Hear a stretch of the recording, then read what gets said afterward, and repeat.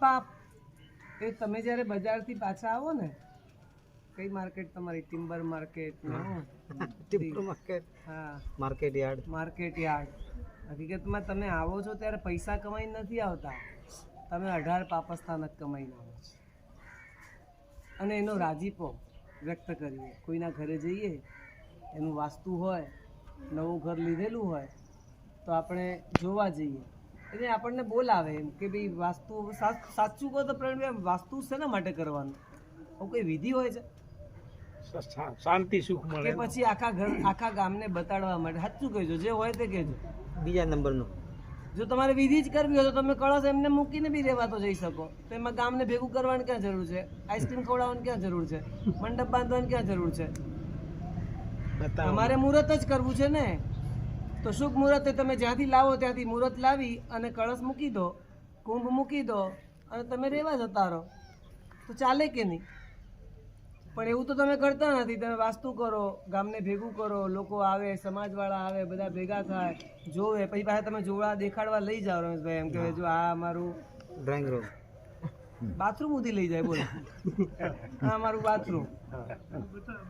Italian marble. તો હું તમને એમ કહું છું કે શાના માટે? મને બતાવો. પેલો હા ને હા, પાછો એ જ જો તમે જોવા જાઓ ને તમે હા કે શું બનાવ્યું જોરદાર. બાકી પેલો રાજી થાય કે ઇટાલિયન માર્બલ ને આ સાગનું લાકડું ને અહીંથી લાવ્યા ને અહીંથી લાવ્યા. હવે જેની સાથે તમારે કોઈ લેવા દેવા નથી, જે ઘરમાં તમારે રહેવાનું નથી, જે ઘર તમને જિંદગીમાં ક્યારેય કામ લાગવાનું નથી, એ ઘરની અંદર થનારા તમામ પાપોની જવાબદારી તમે શા માટે લો છો? મારી વાત આ છે કે કમસે કમ ઓછા પાપથી જીવવાનું તો નક્કી કરીએ કે જેની સાથે તમારે કોઈ લેવા દેવા નથી. એવા પાપો તો છોડી દઈએ. ખાલી જઈએ, ઘરે જઈએ ને પછી એના વખાણ કરીએ, એને સારું લાગવું જોઈએ. લગ્નમાં જઈએ તો કે એને સારું લાગવું જોઈએ, કોઈ પ્રસંગમાં જઈએ તો કે એને સારું લાગવું જોઈએ, કોઈ નવા કપડાં પહેરીને આવ્યું તો કે હા હા જોરદાર જોરદાર. પાછળથી તો પાછા એમ જ કે હા કોથળો પહેરીને આવ્યો હતો. એની સામે તો કે વાહ વાહ શું તમે નવા કપડાં લાવ્યા. તો શા માટે? કોકને સારું લગાડવા માટે અનુમોદનાના પાપ કારણ વિનાના લમણે લખાડવાની જરૂર છે? તો કમસે કમ એટલું નક્કી કરીએ. તમે જુઓ આખી પ્રવૃત્તિ તમે જોશો ને, આખું કોઈના ઘરે જઈએ કે કોઈના પ્રસંગમાં જઈએ કંઈ પણ, તો દરેક જગ્યાએ તમને લાગશે કે પાપ અને પાપની પ્રવૃત્તિમાં જીવીએ છીએ. આટલા વર્ષોથી મહાત્માઓના પરિચયમાં આવ્યા હોઈએ, આટલા વર્ષોથી મહાત્માના પડખા સેવ્યા હોય, કેટલા ગુરુ ભગવંતોના આશીર્વાદ લીધા હોય, ઉપદેશો સાંભળ્યા હોય, પ્રવચનો સાંભળ્યા હોય, છતાંય સાવ પ્રાથમિક કક્ષાનો સદબોધ આપણને કેમ નથી થતો? પાપસ્ય ફલમ નેચ્છન્તિ પાપમ કુર્વંતિ સાદર. પછી પાપ કરવાનું રાજી માચીને કરવાનું, ખુશ થઈને કરવાનું, પાછા એ પાપની જાહેરાત કરવાની, ઘોષણા કરવાની, અમે આ કર્યું, અને એમાં રાજીપો અનુભવવાનો. 2-4 જણ પાસેથી એના વખાણ લેવાના, મેળવવાના. ન વખાણ થાય તો પાછું ગમે નહીં. અરે હું તો ત્યાં સુધી કહું કે સુકૃત કરવા જઈએ ત્યાં પણ સૌથી પહેલાં મનમાં એમ આવે જસ મળવો જોઈએ. આમ પૈસા ખર્ચીએ પણ એમ જસ મળવો જોઈએ, શક્તિ બરાબર લાગવી જોઈએ, પ્રસંગ જોરદાર થવો જોઈએ, આમ રોજ લોકો આવે તો રાજી થઈને જવા જોઈએ. તો સાચું કહેજો, આપણે જે સુકૃત કરીએ છીએ એ સુકૃતની પાછળનું આપણું ધ્યેય શું છે? નામ કમાવાનું કે કર્મની નિર્જરા કરવાની?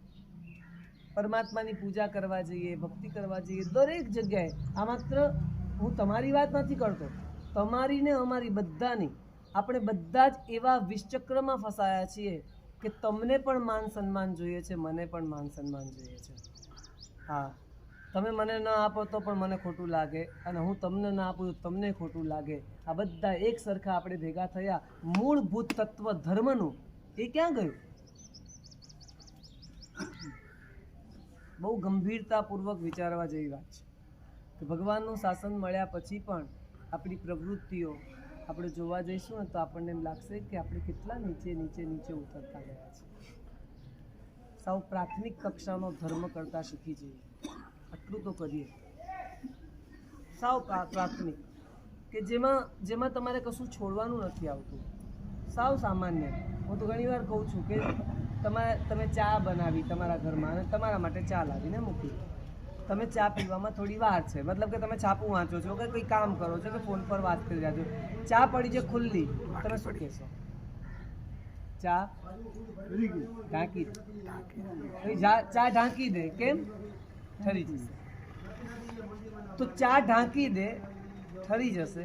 એના બદલે વાક્ય આપણે એવું ના બદલી શકીએ, ચા ઢાંકી દે, માખી પડશે તો મરી જશે. બોલો, આ બેમાં ધર્મ ક્યાં છે? એકદમ સાવ સામાન્ય વાત કરી રહ્યો છું. સમજાય છે મારી વાત તમને? બંનેમાં પ્રવૃત્તિ એક જ કરવાની છે કે ચાને ઢાંકવાની છે, પણ એકમાં એમ બોલીએ છીએ કે ચા ઢાંકી દે, ઠરી જશે, ઠંડી થઈ જશે, અને એકમાં એનો ભાવ એ છે કે ચા ઢાંકી દે, કોઈ જીવાત પડી જશે તો મરી જશે. બોલો, ધર્મ શેમાં છે? બસ આ જ કરવાનું છે કે તમે જે પ્રવૃત્તિ કરો છો, પ્રવૃત્તિ બદલવાની વાત છે જ નહીં. તમારી વૃત્તિ બદલી નાખો, તમારો વિચાર બદલી નાખો, તમારો કન્સેપ્ટ બદલાઈ જવો જોઈએ કે ભાઈ દરેકમાં મારે મારી નજરને એવી બનાવી છે કે પાપ શેમાં છે અને ધર્મ શેમાં છે. આ બહેનો રસોઈ બનાવે, તમને પીરસે પછી 5 મિનિટ ઊભા રહે બાજુ. સાચું કહેજો, શાના માટે? વખાણ સાંભળવા. હે ને? તો જરૂરી ખરા વખાણ સાંભળવા? સટકાય જીવોની વિરાધના દ્વારા જે રસોઈ બનેલી હોય, આપણા લમણે પાપ લખાયું છે કે દીક્ષા લીધી હોત તો જિંદગીમાં ક્યારે આ પાપ ન કરવું પડત. પણ આજે રસોઈ બનાવવી પડે છે, મારી જવાબદારી છે, મારું કર્તવ્ય છે. હવે એના વખાણનું પાપ, વખાણ સાંભળીને એનું પાપ મારે લેવાની કંઈ જરૂર નથી. તમારી ફરજ હતી, તમે પીરસી દીધું, એ લોકોએ જમી લીધું. સારું બન્યું હશે તો રાજી થશે, ખરાબ બન્યું હશે તો કદાચ 2-4 શબ્દો બોલશે. એની સાથે તમારે કાંઈ લેવા દેવા નથી. તમારી ફરજ તમે નિભાવી લીધી, તો તમે કેટલા પાપથી બચો? આવા પાપોથી બચવાની કોશિશ કરો.